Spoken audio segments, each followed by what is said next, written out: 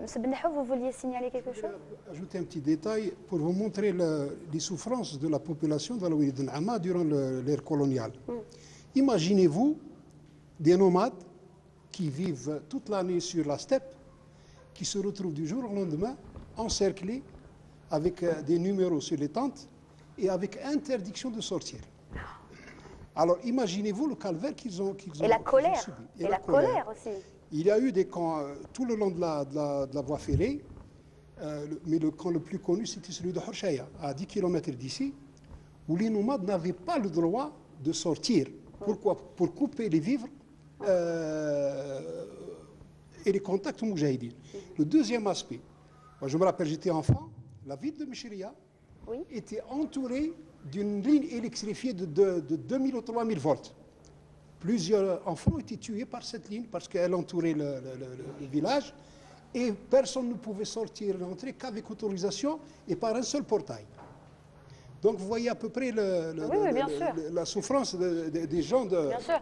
Et là vous mettez encore une fois en évidence le rôle de la femme à l'époque, durant la résistance, parce que c'était grâce, bien sûr, au travail, à la bravoure de la femme algérienne, la femme de la wilaya de N'Ama, qui, bien sûr, préparait à manger pour les moudjahidines, qui cousaient, elles ont été au maquis aussi.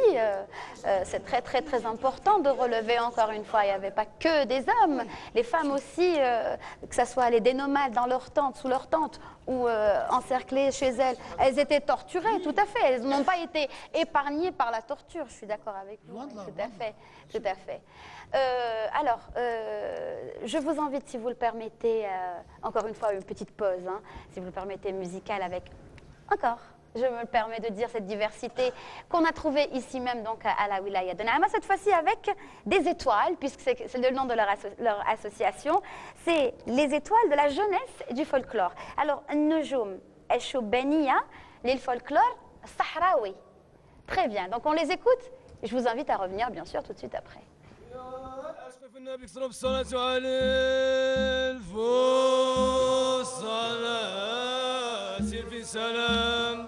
وعليك يا سيدي يا رسول الله الفوز صلاة في سلام وعليك يا سيدي يا رسول الله الفوز صلاة في سلام وعليك يا سيدي يا رسول الله اللهم صل عليك يا رسول الله اللهم صل عليك يا رسول الله اللهم صل عليك يا رسول الله الحمد لله وبسم الله بديت وخلق الجود عليا ويا سعد ولي ابو الحسين ورقيا بسم الله بديت وخلق الجود عليا ويا سعد ولي ابو الحسين ورقيا بسم الله بديت وخلق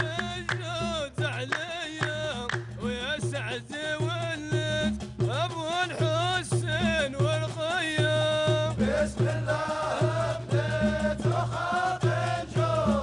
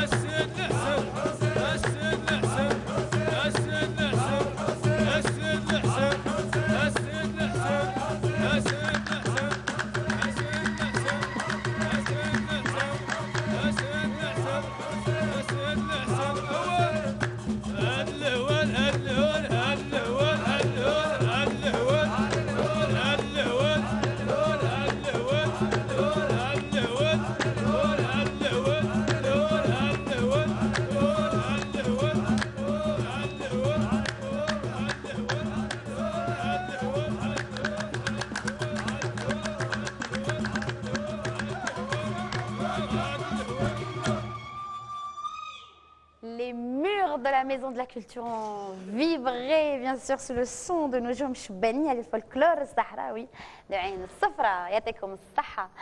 Merci encore une fois de rester fidèle au programme de la télévision algérienne de Canal.